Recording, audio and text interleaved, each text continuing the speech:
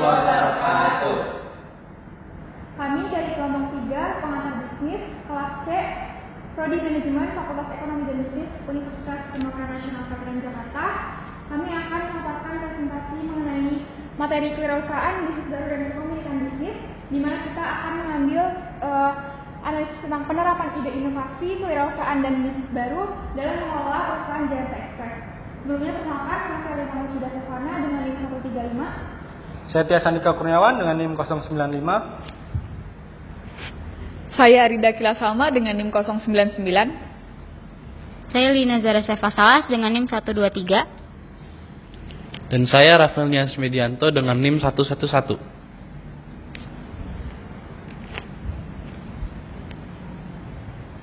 Baik, kita akan mulai dari latar belakang. Indonesia merupakan negara dengan banyaknya akan sumber daya alam dan sumber daya manusia yang melimpah. Maka dari itu tidak heran apabila kegiatan kewirausahaan dan bisnis baru sudah marak di bangsa ini. Lalu kita ambil bukti dari katadata.co.id dengan penulis Cahya Putri Abdi, di mana ini terdapat bagan frekuensi penggunaan jasa kurir selama pandemi COVID-19. Asosiasi Logistik Indonesia atau ALI mencatat arus pengiriman barang mengalami pertumbuhan hingga 40% selama pandemi COVID-19. Jadi seiring berjalannya waktu, apalagi saat waktu COVID-19, arus pengiriman barang itu mengalami pertumbuhan, di mana ini bisa kita lihat bahwa wirausahaan dan bisnis baru itu sudah berkembang seiring berjalannya waktu. Perkembangan perusahaan yang terjadi di Indonesia, salah satunya itu perusahaan ekspedisi pengiriman. Peran dari perusahaan jasa pengiriman ini tuh sangat dibutuhkan karena banyak orang yang berniat melakukan pengiriman suatu barang atau juga berbelanja melalui online ataupun e-commerce. Lalu masuk ke tinjauan pustaka yang pertama, kewirausahaan. Apa itu kewirausahaan? Kewirausahaan itu proses bagaimana kita menerapkan ide dan inovasi yang diikuti dengan kreativitas, keterampilan, dan keaktifan dalam berusaha. Lalu, inovasi sendiri itu adalah kemampuan untuk menciptakan suatu ide bisnis dan melaksanakan tindakan yang baru dan berbeda. Nah, dalam kita menciptakan inovasi, justru ada proses-proses atau tahap-tahap yang harus kita lalui sehingga inovasi itu dapat diciptakan. Apa aja? Ada 6 proses menciptakan inovasi, yaitu pertama, menemukan pasar yang baru, kedua, memperkenalkan produk baru, ketiga, mengembangkan metode produksi baru, keempat, menciptakan produk baru, kelima, menyediakan sumber bahan baku baru, dan keenam, mengorganisir industri baru. Jadi apabila kita sudah melewati 6 proses menciptakan inovasi ini, kita bisa menghasilkan ide bisnis dan kita bisa menciptakan bisnis baru dan perusahaan baru. Kemudian tinjauan pustaka yang kedua yaitu bisnis UMKM. Menurut Undang-Undang Nomor 20 Tahun 2008, usaha mikro, kecil dan menengah atau UMKM adalah usaha yang dilakukan oleh pelaku usaha perseorangan, rumah tangga atau badan usaha kecil. Perkembangan sektor UMKM menambah makna baru bagi mendorong pertumbuhan ekonomi. Secara umum, tujuan bisnis adalah untuk menciptakan usaha mikro, kecil, dan menengah atau UMKM yang kuat dan tangguh, yang berdaya saing tinggi dan berperan penting dalam produksi dan distribusi, kebutuhan pokok, bahan baku, dan modal agar dapat bersaing secara bebas. Jadi inilah tujuan dari bisnis UMKM itu sendiri. Kita dapat simpulkan sebagai berikut. Yang selanjutnya ada memulai dan mengoperasikan bisnis baru. Untuk ada beberapa langkah yang harus dilakukan seorang wirausahaan untuk memulai dan mengoperasikan bisnis baru. Yang pertama, membuat rencana bisnis. Hal itu penting untuk mengendalikan dan menjaga agar sebuah perusahaan tidak menyimpang dengan tujuan yang telah ditetapkan. Yang kedua, menetapkan tujuan. Tujuan bisnis berguna untuk membantu pertumbuhan bisnis agar lebih terstruktur dan terarah. Yang ketiga ada menetapkan sasaran atau target yang dituju bagi suatu perusahaan. Yang selanjutnya ada menentukan peramalan atau forecasting, yaitu meramal peristiwa yang akan terjadi di masa depan. Selanjutnya adalah mengenai keberhasilan dan kegagalan dalam usaha kecil. Tentunya sebelum memulai bisnis, seorang pengusaha tentunya harus mempertimbangkan beberapa faktor. Nah, salah satu faktornya itu adalah mengenai tren bisnis startup. Jadi tren bisnis startup yang sedang berkembang saat ini antara lain yaitu adanya kemunculan e-commerce, yang kedua peluang untuk minoritas dan wanita, yang ketiga peluang global, dan yang terakhir mengenai tingkat keberhasilan yang lebih baik.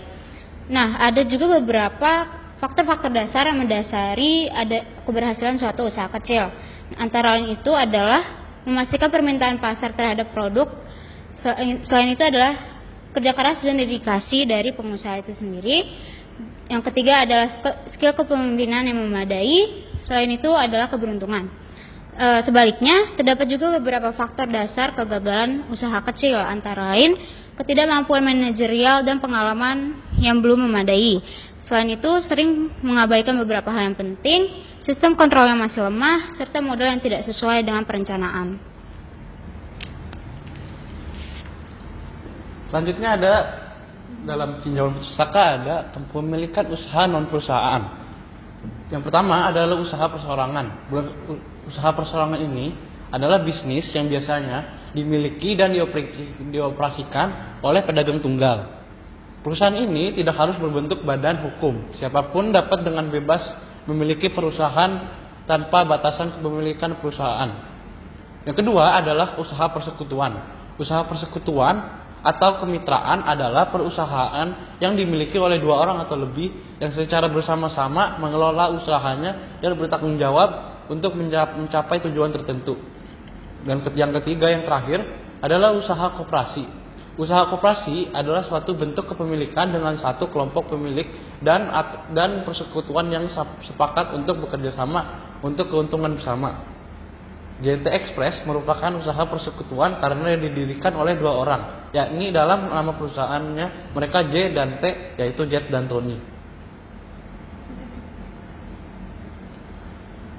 Selanjutnya, metode kita adalah metode deskriptif kualitatif, yaitu teknik pengumpulan data berupa hasil pustaka dengan kajian teori dan jurnal.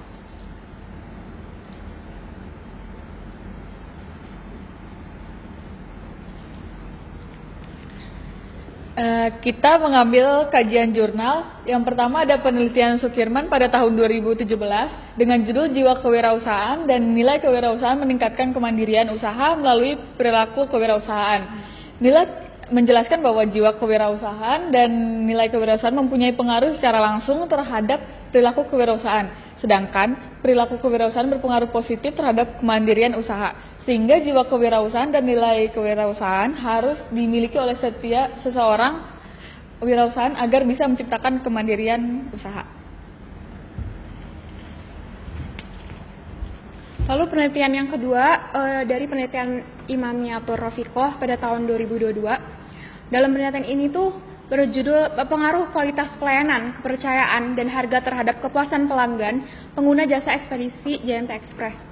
Penelitian ini dilakukan dengan tujuan untuk mengukur dan mencari penjelasan terkait apa itu pengaruh kualitas, pelayanan, kepercayaan, dan harga terhadap kepuasan pelanggan pengguna jasa ekspedisi JNT Express pada studi mahasiswa FEB Unisma angkatan 2018. Dalam penelitian ini kita dapat mengambil kesimpulan bahwa semakin tinggi kualitas pelayanan, kepercayaan, dan harga, maka semakin tinggi pula tingkat kepuasan yang dirasakan oleh pelanggan.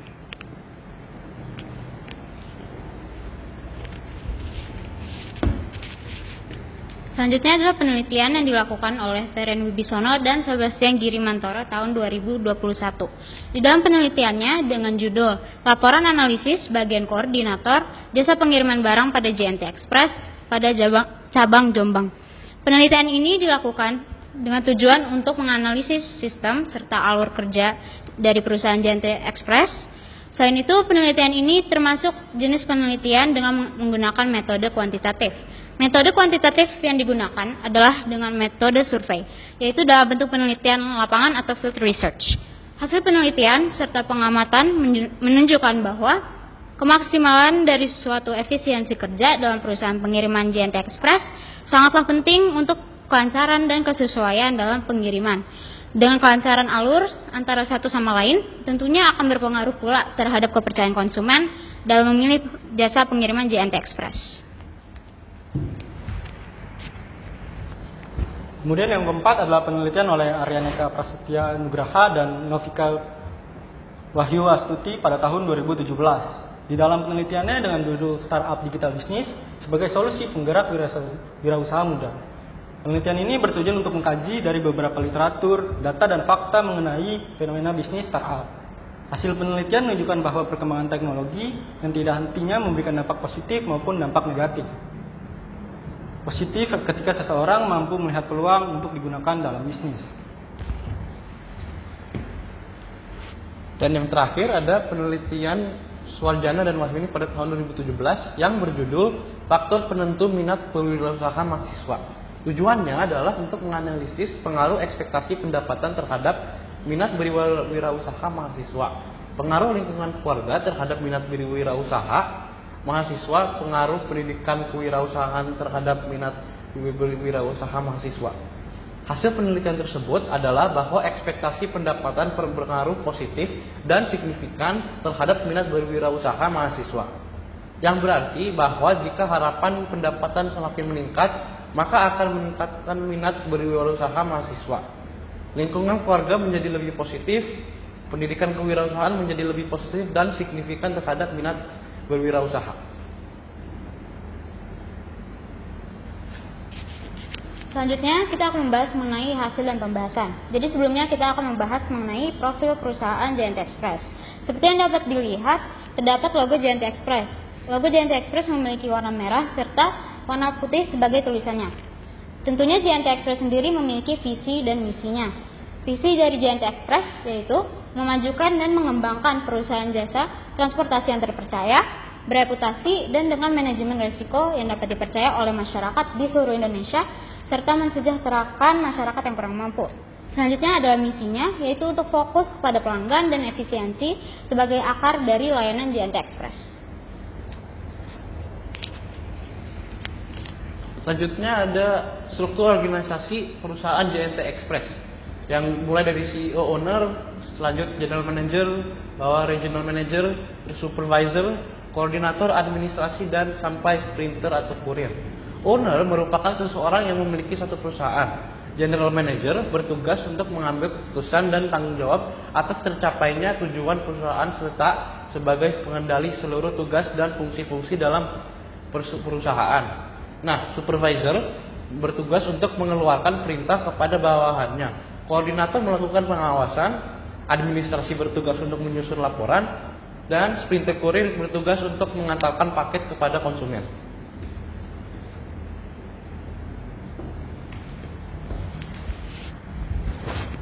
Kemudian proses usaha JNT Express. JNT Express termasuk bagian sebuah usaha sama seperti dengan kaitannya pengiriman barang.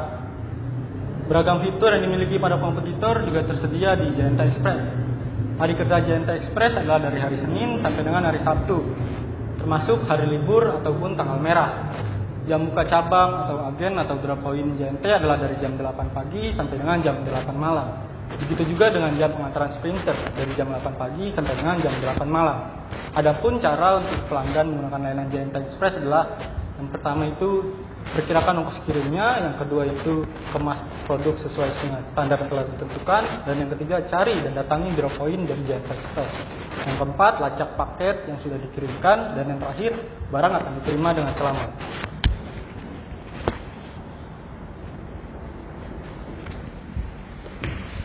Yang selanjutnya ada latar belakang kasus yang terjadi pada perusahaan JNT Express. Sebuah unggahan video yang menampilkan cerita dari konsumen JNT yang mengeluhkan produk yang mereka kirimkan tidak sampai hingga 1 bulan, menjadi viral di media sosial. Konsumen JNT tersebut bernama Ruli Cikapundung yang mengatakan bahwa dirinya mengirimkan paket menggunakan JNT pada tanggal 27 Juni 2022, namun belum juga sampai di tempat tujuan pada tanggal 29 Juli 2022 atau sudah lebih dari 1 bulan kemudian. Rally mengaku berulang kali menghubungi JNT tetapi tidak mendapatkan titik terang.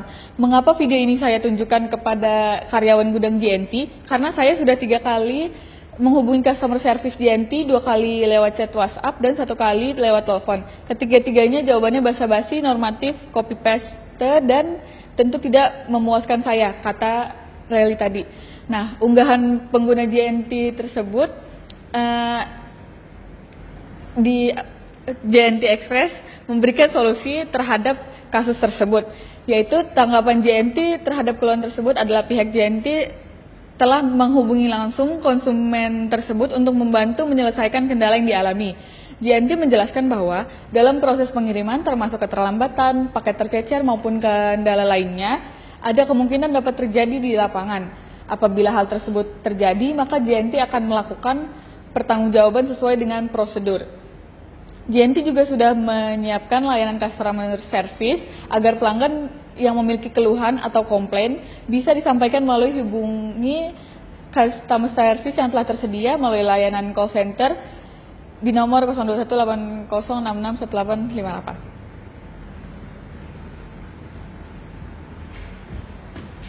Lalu kita masuk ke analisa perusahaan JNT Express terkait materi yang sudah kita jelaskan di kajian jurnal kewirausahaan dan bisnis baru.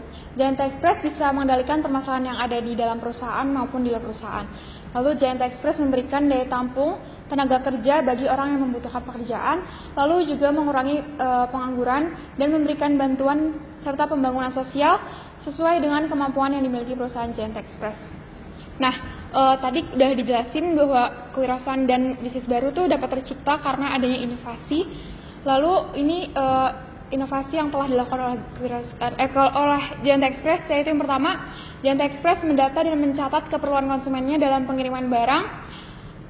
Mereka mencatat apa aja sih isi dalam barang tersebut, lalu berapa berat barang tersebut, kemana alamat pengiriman yang dituju, berapa estimasi waktu yang dibutuhkan untuk dapat mengirimkan barang tersebut ke konsumen, lalu berapa harga yang dibayarkan oleh konsumen. Selanjutnya, JNT Express mengantarkan barang ke alamat tujuan pengiriman yang sudah tertera dengan cara melacak alamat tersebut dan karyawan segera mengirimkan sesuai dengan estimasi waktu yang telah diperkirakan.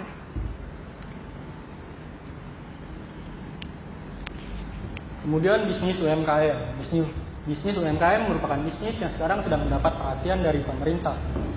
Seperti usaha kredit dengan bunga rendah, izin mendapat usaha yang mudah, seperti bisnis dikembangkan oleh instansi pemerintah, dan berbagai layanan, seperti halnya JNT Express. Dalam hal ini, JNT Express membantu dan mendorong pertumbuhan UMKM yang telah terdaftar di e-commerce atau marketplace. Untuk bersaing dengan bisnis lainnya, JNT Express senantiasa meningkatkan kualitas pelayanan dan menerima masukan dari pelanggan berupa kritik atau saran agar dapat memberikan apa yang diinginkan pelanggannya. Akibatnya, bisnis JNT Express terus meningkatkan strateginya untuk bersaing dengan mendapatkan keuntungan kompetitif untuk melalui manajemen pelanggan yang lebih baik. Selanjutnya, memulai dan mengoperasikan bisnis baru. JNT Express itu udah berinovasi mulai dari pengecekan data dan harga transaksi pengiriman barang berlangsung yang sudah dijelaskan tadi di kewirausahaan dan bisnis baru. Di sini ada website JNT Express sendiri di mana terdiri dari fitur-fitur yang bisa membantu para konsumennya untuk melacak paket. Yang pertama ada fitur trace and track. Kita bisa cek letak posisi barang yang sudah dikirim dengan layanan trace and track melalui website JNT yaitu jet.co.id atau aplikasi JNT Express.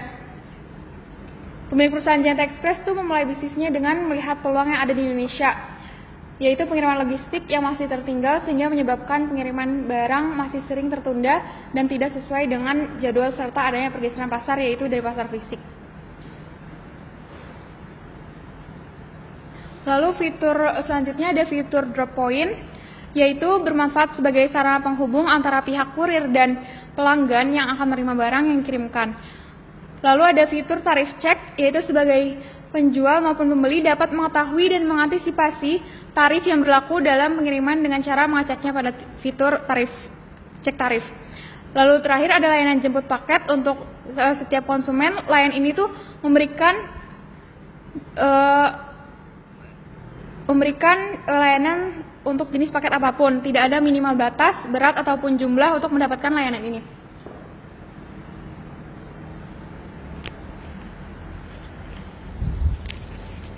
Selanjutnya adalah mengenai keberhasilan dari JNT Express.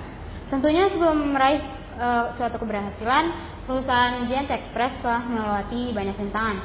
Saat ini, JNT Express dapat dikatakan sebagai perusahaan ekspedisi yang sukses. Tentunya terdapat beberapa faktor yang mempengaruhi keberhasilan JNT Express ini sebagai suatu perusahaan ekspedisi, yaitu antara lain kualitas pelayanan, yaitu suatu pelayanan yang pelayanan JNT Express memiliki suatu pelayanan yang berkualitas. Selain itu, JNT Express juga memiliki fasilitas yang lengkap serta pelayanan yang profesional. Lalu adalah kepercayaan dari konsumen. JNT Express mengutamakan integritas dalam bekerja, yaitu selalu bertanggung jawab dan jujur. Selanjutnya dapat dilihat dari grafik berikut ini. Kami mengambil dari katadata.co.id. Grafik berikut ini menunjukkan perusahaan pengiriman dengan jumlah pengiriman terbesar pada tahun 2020.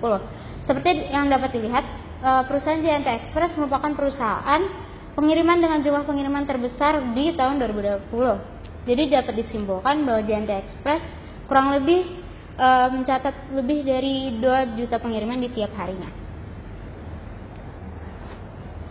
Selanjutnya adalah mengenai resiko kegagalan. Walaupun faktor-faktor yang telah disebutkan tadi mempengaruhi keberhasilan JNT Express, tentunya tetap saja ada beberapa faktor atau resiko kegagalan. Jika JNT Express masih kurang dalam memanfaatkan teknologi digital saat ini, tentunya, dan masih berfokus pada pelayanan secara manual atau tradisional, dapat memicu sebuah kegagalan. Nah, dengan adanya beberapa resiko tersebut, JNT Express harus memiliki beberapa cara untuk mengantisipasi adanya kegagalan di masa yang akan datang. Sebagai contoh, JNT Express sudah memiliki Standard Operating Procedure. JNT Express sudah memiliki prosedur untuk bertanggung jawab dari kerugian yang dialami oleh para pengirim. Selanjutnya ada kepemilikan usaha non perusahaan. JNT Express termasuk badan usaha yang termasuk persekutuan. Dibuktikan dengan didirikan usaha tersebut oleh 2 orang, yakni juga dinama usahanya J dan T, yaitu Jet dan Tony. Persekutuan adalah bentuk badan usaha yang paling sederhana untuk saling menguntungkan. Hal ini karena tidak diperlukan dokumen otentik atau pengesahan oleh badan yang berwenang untuk menjalin kemitraan. Maka JNT mendirikan perusahaan dengan tujuan untung bersama.